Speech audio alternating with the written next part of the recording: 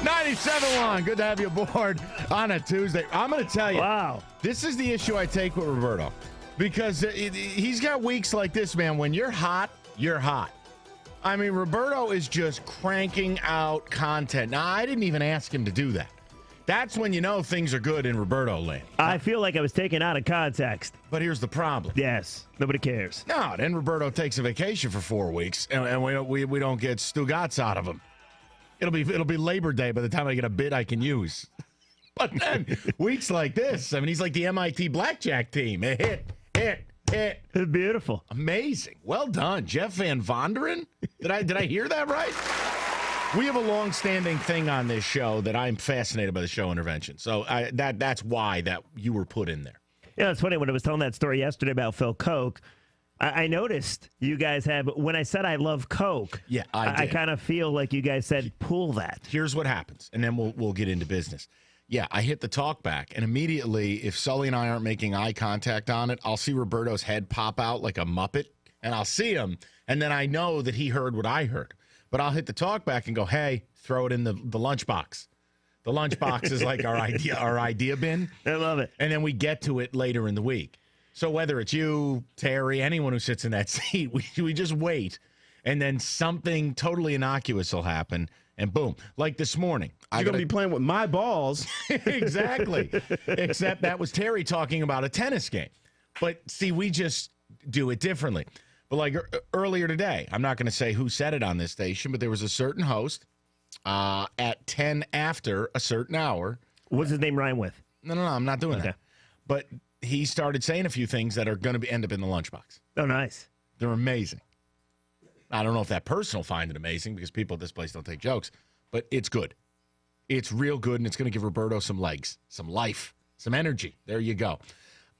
Jeff, we have a lot to do today, and we got to get started with this, and I don't know where it's going to go because I was of the opinion then, and I've always been of the opinion, that Penn State should have been burned to the ground. But new details emerged today that Joe Paterno knew about child abuse now dating back to 1976. In a deposition that has become public, assistant coaches Greg Schiano, formerly of Rutgers, formerly Tampa Bay Buccaneers, and now most notably maybe in the Midwest, the new defensive coordinator and associate head coach of The Ohio State University. Tom Bradley also knew. Look, it's you have a very passionate opinion on this, and I want to let you deliver it. But I don't think we should go and do the same thing, which is, Penn State should be shut down. They're not going to be. Right. Because it's the same reason Baylor's not going to be. Because the NCAA has no brains and no balls, and that's a bad combo. And we've allowed these things to be too big to fail. But Penn State should have been shut down. I do think that this report coming out makes the former players campaigning for the Joe Pa statue to go back up look even dumber. And, look, they're not going to shut it down.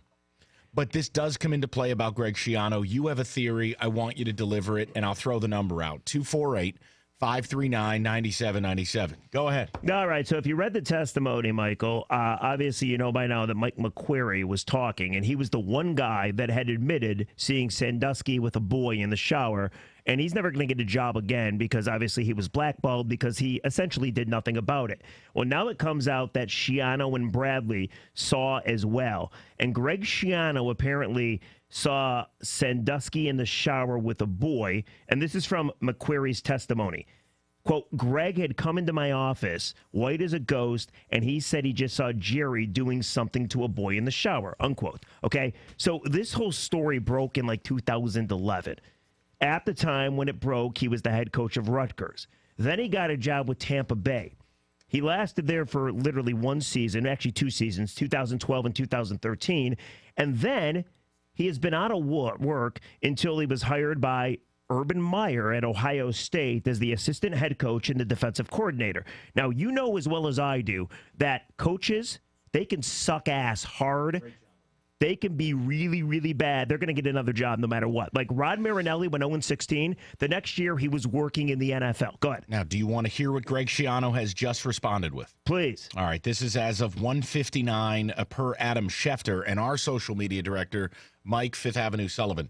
In response to deposition, Greg Schiano says the following, quote, I never saw any abuse nor had reason to suspect any abuse during my time at Penn State, close quote. So he's calling Mike McQuarrie a liar. Now, I guess it comes down to who you want to believe. Like, if you're Schiano, you have a hell of a lot more to lose than McQuarrie does, correct? Exactly. Okay, so forgive me if I don't choose to believe Greg Schiano unless Mike McQuarrie has this beef with Schiano that we don't know about or are not privy to. I guess my whole point is there's a reason that Greg Schiano got fired in Tampa. He was a lousy coach, but then did not work until 2016.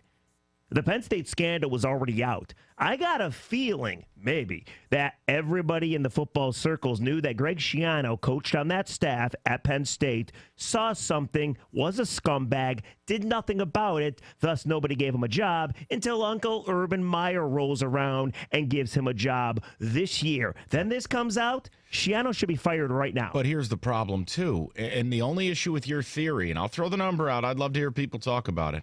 You can suggest whatever you want. You know Delaney and college football doesn't have the gumption to do what's right. Penn State shouldn't be playing football. But when you look at Tom Bradley, he's currently the defensive coordinator at UCLA. Same deal. He has a job.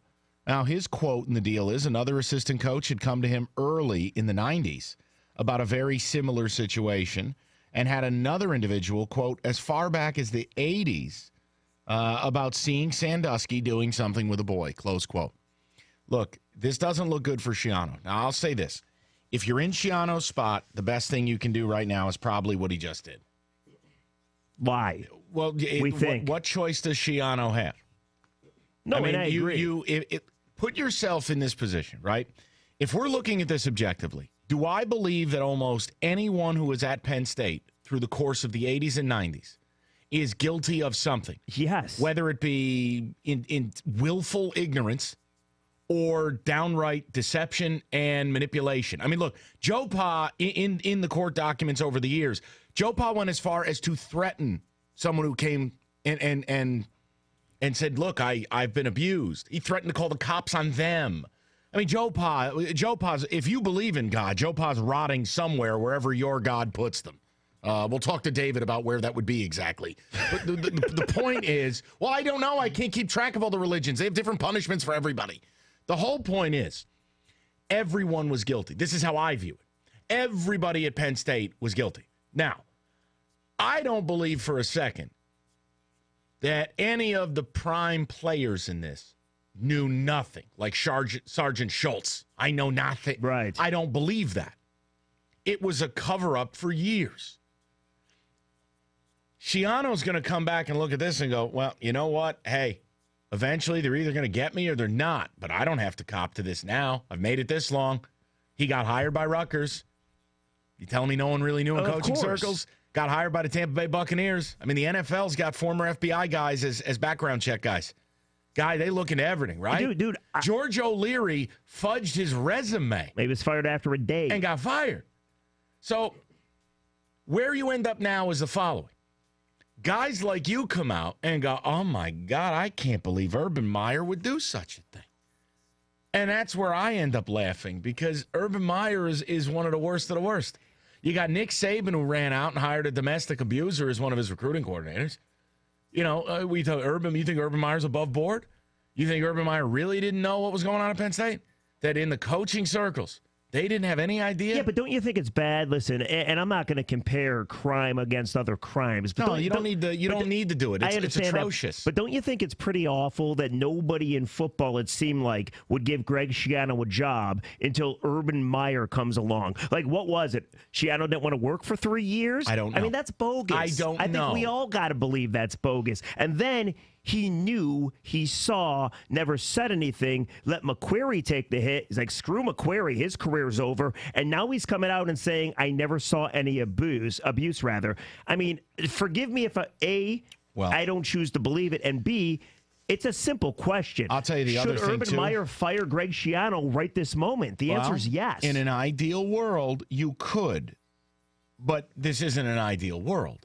In college football, we are just overcoming a scandal where a school willfully covered up threatened, misled, or never bothered to investigate the rape of women on campus in order to further its football program. You're right. Think it over. You know, I'm not going to sit here and act all shocked that Greg Schiano may have been involved. I'm not going to be shocked that he has a job at Ohio State because Urban Meyer's a dirtbag. But overall, you want him fired? Go ahead. Throw it to the people. You want him fired. But see, bringing up other comparisons, again, we're not going to argue which is worse, which is better. There's no reason to. It's stupid. With that being said, though, Michael, I think if you focus on the topic at hand, which is Greg Schiano being an absolute dirtbag and allegedly knowing this stuff, and then saying he doesn't know it and finally getting a job after 3 years. Here's the part that I think is galling, all right? Yes, please. He could respond to it, but Greg Schiano went a step further. He could say, hey, I never saw any abuse. But to then follow with this comment is really doubling down. Nor had any reason to suspect any abuse during my time at Penn State. Which is insulting considering Correct. People knew what was going on. People knew about Jerry Sandusky. And it's just coming out, but you're telling me that, nobody knew outside of Penn State?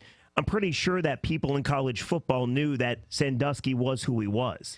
248-539-9797. We'll get your ticket text in the mix. But simply put, Ohio State's new defensive coordinator and associate head coach is now a part of this. And he wants you to believe, I never saw anything. And, boy, I never had any reason to suspect it. I don't think anybody believes him. I don't think anybody believes Urban Meyer didn't know something here. And, frankly, leave it to Ohio State and leave it to Urban Meyer to do it, right?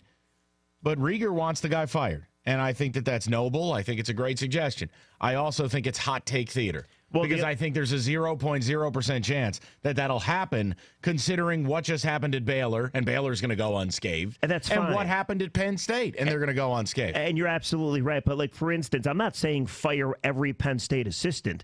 Like Jim Caldwell, there's no grand testimony saying that Jim Caldwell knew anything about this. Yeah, but you know what? I'd actually believe he didn't have a clue because the guy's clueless.